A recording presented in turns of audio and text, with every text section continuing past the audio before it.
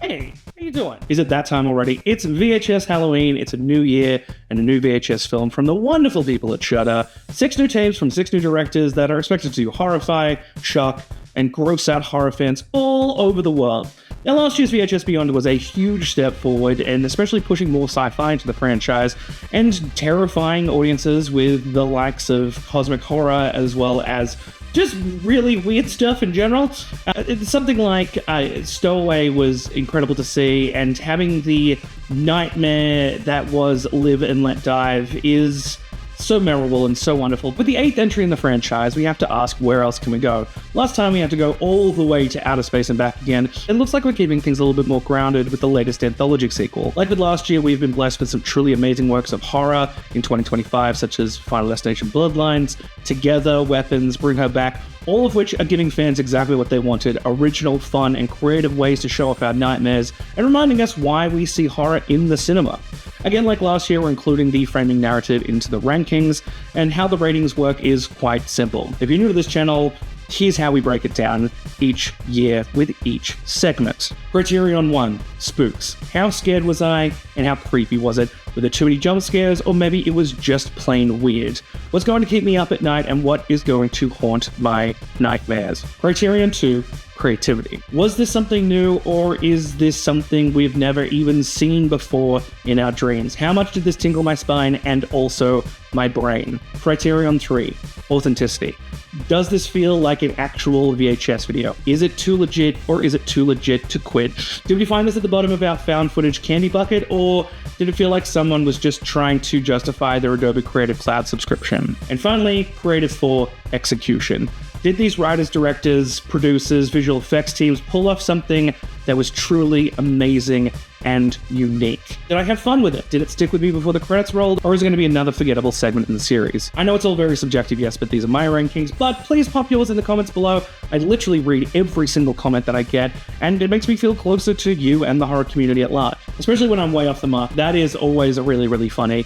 Also, shout out to everyone who follows my letterbox. That also means a lot. After this video, you can see where I've ranked previous entries in the link below in the description. Plus, you can read my latest reviews, such as One Battle After Another, The House that Jack Built, and the Poughkeepsie tapes, all of which I've reviewed in the last 2 weeks. Now, before we get started, there's a lot of gore, obviously spoilers. Here's a few content warnings. Like I say every year, please do watch the latest VHS on Shudder. VHS Halloween is no different. I highly recommend you join in on the fun, and even if you take a trial from Shudder, they're not paying me, I just think it's a good service. Then maybe come back to watch this video. But hey, if you're like me and sometimes you want to know how scary a movie is before you get into it, there's nothing wrong with that. Maybe you just want to see what I've ranked. So it's time for VHS Halloween, ranked and reviewed.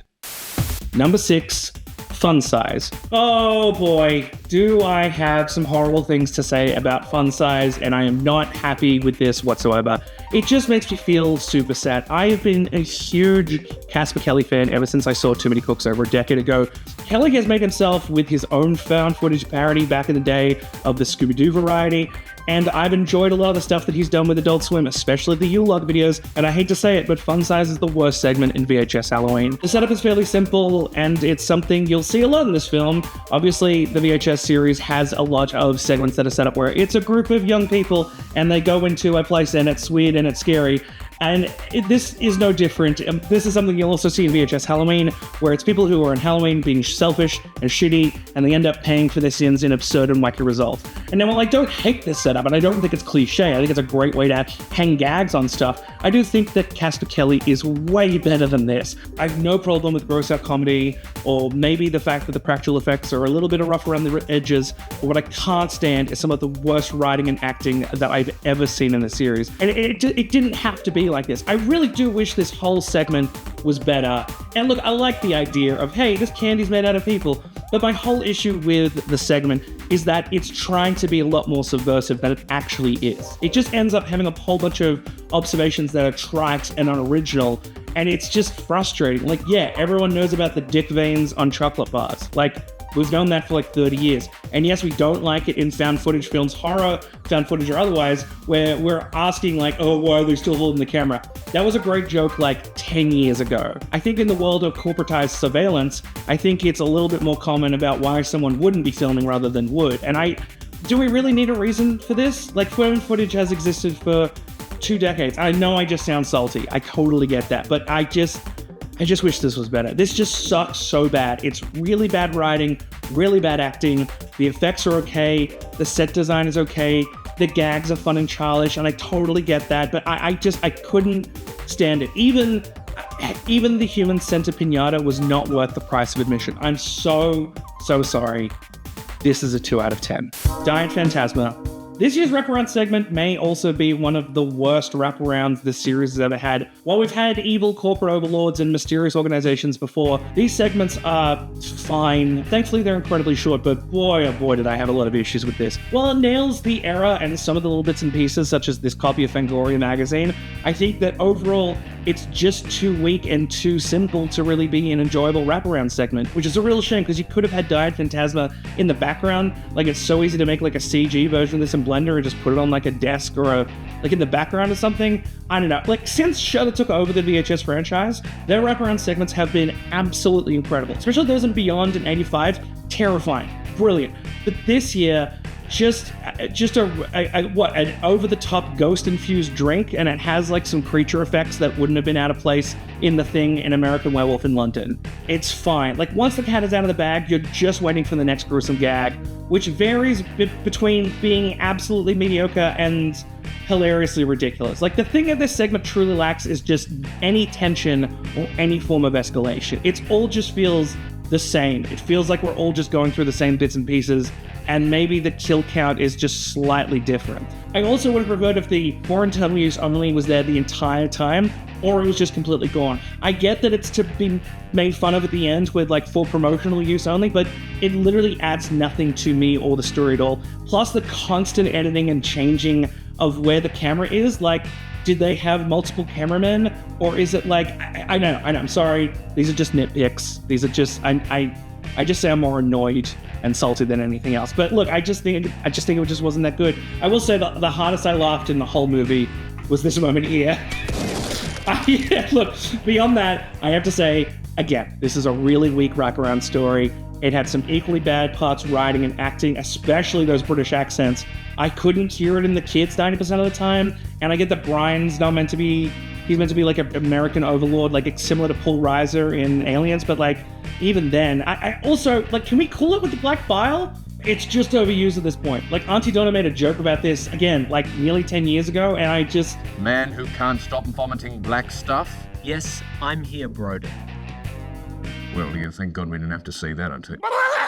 Even just making it a slightly different color, or adding blood and chunks like red to it. Again, just like little things you could totally do. It's fine. Like, also speaking of the acting, except for Anna McKelvey, I think that's her name, as Linda, I could barely enjoy anyone's acting. David Hayden as Blaine Rothschild is fine, but it's just a lot of screaming and swearing and being American. And it has a few little funny moments of nuance, like when he's smoking and reading. I like that, but I like that he plays in this corporate level of violence, almost like a Verhoeven character, but I think he should have been obsessed with Diet Phantasma. I think even in the end, he should try it himself. Like, that's how he gets out of the scenario. He ends his life by taking the Diet Phantasma. Anyway, I think there are better ways this segment could have been done. I think it could have been written a lot better. I think that the segments could have escalated a little bit better. You could honestly chop and change except for like the first and the last segment, and it would have been fine. I will say the ending commercial is very funny and very well done and very accurate for the era, but again, it's hardly worth it. I would be totally fine skipping this next time I watched it, except for this part. And look, it's still funny to me.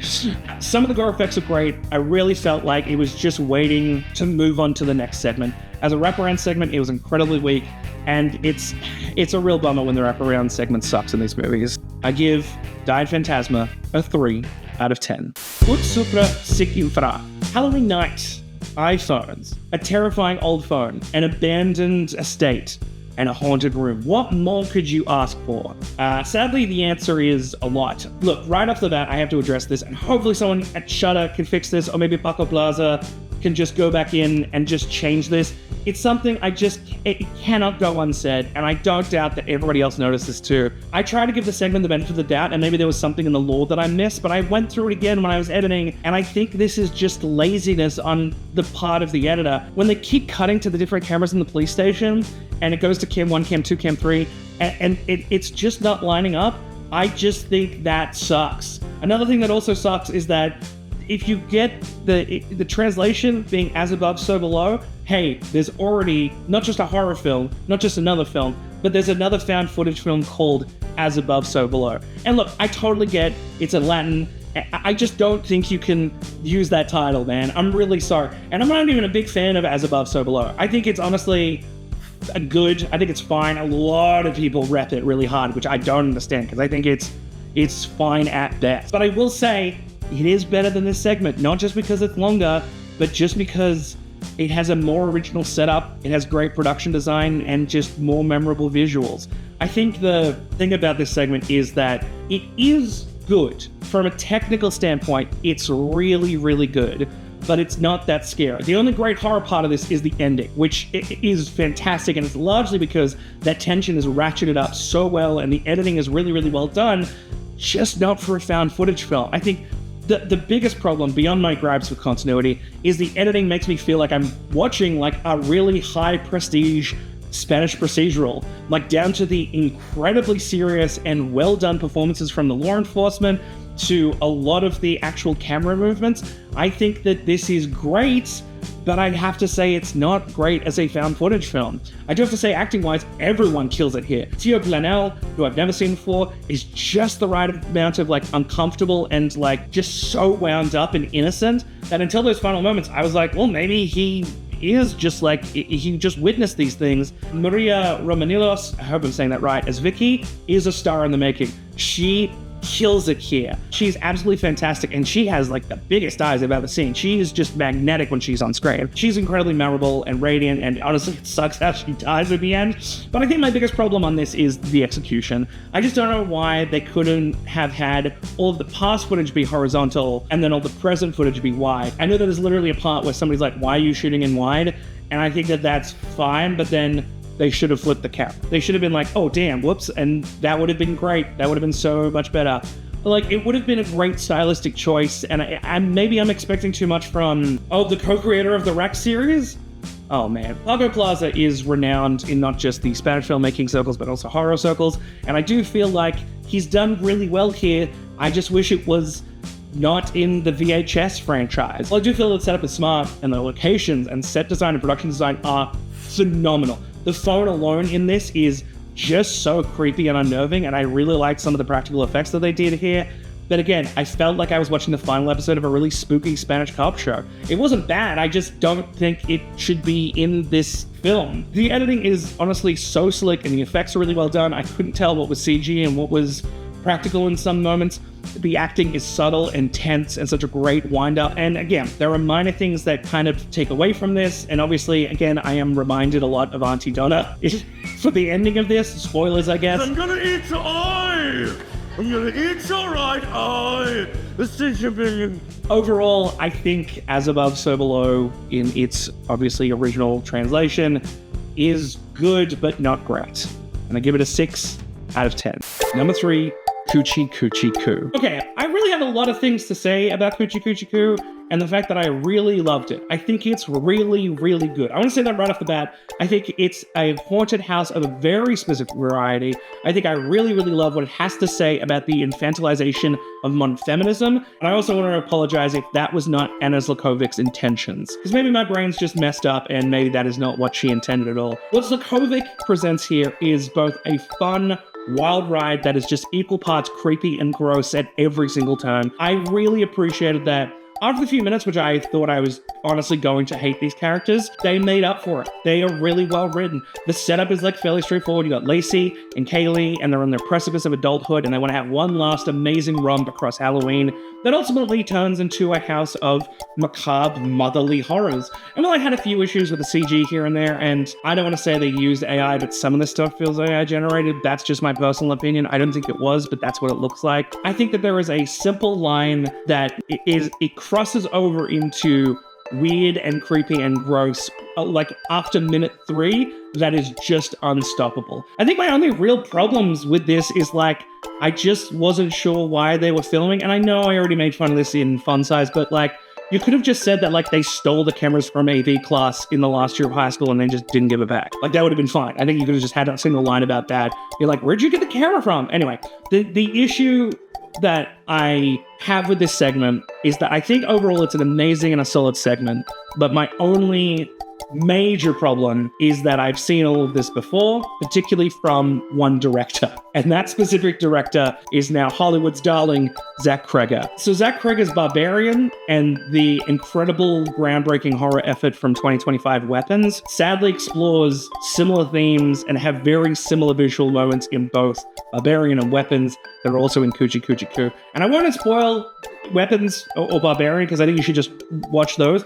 But I will say, down to the Milky Mummy and some of these more terrifying visual moments, I'm sorry, I have to draw the comparison there. And to be fair, I am 100% not accusing Zlakovic or her team or anybody from stealing anything from Cregger. I think she has enough original ideas and more terrifying moments here that make this story her own. But I will say, as a horror fan, it's hard not to compare the two. The biggest plus I will say that this film has overall is that it's memorably gross and uncomfortable, and every second that you're inside that house, it is just tense and shitty.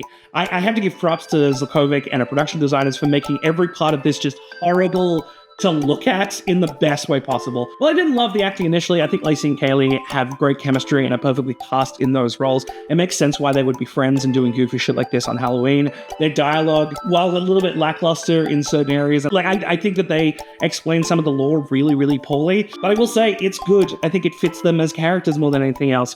I will give a lot of props to Zlakovic giving the mummy lore really, really fun, like unique things that are more environmental storytelling. It kind of feels like she was trying to set up a franchise, and I think she should 100% pursue it, because I think modern horror Hollywood doesn't have weird gross shit anymore. I think like the idea of like being stalked by a big baby isn't that scary, but it's fucked up and gross. I think being stalked by a gigantic, like multiple titted witch is awful, and this moment right here at the top of the wall, fuck that. That stuck with me. I watched this at night, which I usually don't do for the VHS reviews, but I watched it and I was freaked out. I literally was like spooked at night when I was like walking around having to go to the toilet, thinking that something was on the corner of the wall. So good work there, Anna. You got into my night. The big thing I want to say about Coochie Coo and about the VHS franchise is that I want it to be more gross. I think this is great. I think we need to do more shit like this. The VHS series needs more creepy, awful, gross shit, and I'm glad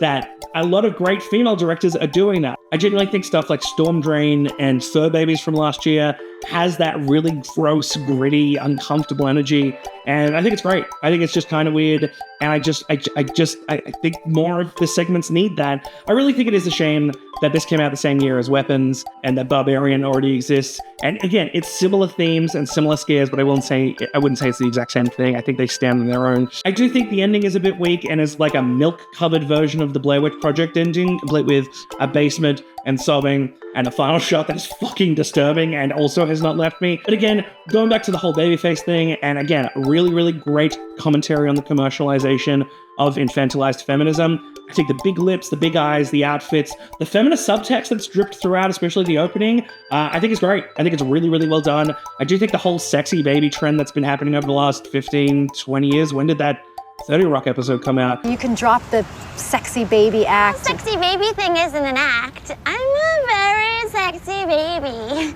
I think the fact that that has persisted in pop culture and that hasn't really been talked outside of like comedies and pop music, I think it needs to be explored in horror, and it was done in a wonderful way here. Anyway, I think it's a great way to represent this creepy, gross, weird, and terrifying concept. Fucking brilliant all around. I'm giving this a 6.5 out of 10. Number 2, Home Haunt. What an odd little finale. I'm so glad this is at the end of VHS Halloween, because I was not expecting this. I really loved this, and I'm honestly struggling to explain why. There are so many parts of this that I thought were cliche, and I think that the footage was a little too clean, even in the opening. But I think even just having this little dynamic between the father and son as like the emotional core to it, it's just really, really well done. Also, the fact that you've got fucking Rick Baker and he's the funniest person in the whole segment, I honestly, I gotta love it. I really, really love this so much. I will say, Baker plays a guy named Rich who feels right out of I Think You Should Leave sketch. There's worse shit on on the local news. This world's fucking so fucked up. And the fact that he's so much more meaner to Keith than his own son is hilarious. I think it's so funny. I think that even like the little thing like the cursed record, that feels like something that's very Evil Dead. And I feel like that's what this whole segment felt like. It felt like a side story from the Evil Dead universe. Like it felt like the creatures were coming to life. Like the Deadites had like assembled like a new version of powers, and this is what they were doing with them. I know that the whole thing about like a haunted house coming to life isn't super original, but I think it's handled really, really well, and there are so many great practical effects in this that I just have to say, like, it's so much fun, even if it's not that scary. I just had a lot of fun with this. I also have to say that for the segment, Jeff Harms as Keith, probably the top 3 actors in this whole thing. I really liked Noah Diamond as Zach. I think he was a little bit whiny at the start, but he is very realistic as a teen that's trying to crawl out from under his dad's shadow. I think he plays him really, really well, but I think that, again, going back to the start, I think this whole thing is an amazing piece of work in terms of effects, both practical and CG. From the makeup to the production design to the costumes to the gore, everything just looked amazing. It was this really well-balanced uncanny valley between, like, yes, this is a haunted house that was made by a dad and son, and the most terrifying shit I've ever seen. I actually looked it up afterwards, and I thought that Rick Baker was a cameo, and it was like his visual effects team, but apparently it's just some people who know the writer-director couple. I think that that's fucking awesome that they were able to pull this off, and especially in front of an Academy Award-winning effects maker. I think that's just so cool in general. Either way, I think that the thing that makes Home Haunt just above many other VHS segments is the story, the characters, the effects, and the ending are all incredible. Also, so much kid killing. In fact, so much of VHS Halloween, I'm going to call this now, that VHS Halloween is going to be remembered as the one where they killed all those kids. Like, I'm not saying kids weren't killed in previous VHS, like, movies, but, like, this one, goddamn, just so much child murder. Anyway, I'm giving Home Haunt a 7 out of 10. Finally, Kid Print by Alex Ross Perry. Wow. Just wow, and so much more fucking wow. Kid Print may go down as one of the best VHS segments of the 2020s. Maybe the whole franchise, but I guess we'll see that next month. I already knew Alex Ross Perry is an amazing writer-director, and with the likes of the rest of Pavements and the modern rock drama Her Smell, I never would have pegged him as a horror director, and boy was I fucking wrong. I don't know if Alex Ross Perry has written or directed horror stuff before, and I clearly haven't seen it, but this was astounding. The setup is super simple. It's Halloween 92, and this guy who owns like a tech and computer store, he's like helping out authorities and local parents by filming children leading up to the spooky season. There's been a recent series of child serial murders, and the town is fucking tense. And Tim is honestly just trying to provide a service to help things out. And when I thought the story was really going to go in 2 different directions, I felt like one of them, which was more sci-fi, that really wouldn't have made sense from a VHS standpoint. And then when it just went into full-blown, almost torture porn territory, I was like, this is amazing. This is something I haven't seen maybe since Dreamkill. There is a certain level of horror in this that I find so disturbing and so terrifying, and I really do think it is entirely worth the price of admission alone to watch VHS Halloween specifically for this. First and foremost, the writing, directing, and acting in this is beyond astounding. All of the dialogue is sharp, and the delivery from everyone feels realistic, especially from Stephen Gurwitz and the parents, and of course, oh my god, Carl William Garrison. This is a man who deserves to be a character actor in the best way possible. Carl William Garrison as Bruce Dittman may go down as one of the best horror villains in the VHS franchise. I'm not even kidding. Equal parts subtle and creepy, but still terrifying with each line of dialogue he is given. And I have to, honestly, props to Alex Ross Perry and his casting director for getting every single actor in this exactly right. Both era-specific based on costumes, but also the look and feel and how everyone's acting. It just fits all together. And the pacing and editing of this is so good. It makes every part of this just feels right. It feels era correct down to the car that Tim gets into, down to the tech being used. Every part of this is a perfect VHS segment from top to bottom. I also want to know one thing I truly love about this, and a lot of great VHS segments that get it right, is people using the camera to film inane and goofy shit for no reason other than the fact that they have a camera. I think this is something so specific to VHS and video camera culture from the late 70s all the way up until the early 2000s that I feel like is what got this franchise started. I think it's so great when it appears in this and is a part of the story and world building. So many segments do not get this right, but Kid Print gets it right and then some. Anyway, I'm going to give Kid Print a 9 out of 10. It's nearly perfect, and honestly, I can't wait to rewatch it. I was so amped to just rewatch it while editing this that I got sidetracked just looking at these single frames here. It is absolutely terrifying, and I hope Alex Ross Perry's next movie is a horror film. And that's it! Here's the full rankings here. If you're curious about what I would give the whole film, I honestly think it's a 6 out of 10, leaning more to a 6.5 than a 5. It's not great, it's not amazing, but holy shit, Kid Print is such a brilliant and fucking terrifying banger that it's honestly 2 out of those 6 points alone. And also, hell yeah for adding Chat Pile to the soundtrack. Possibly the best ending song to any of the VHS franchise movies.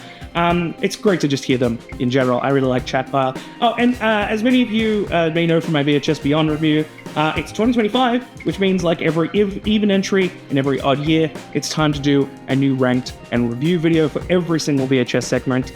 You can watch my last one in the description below.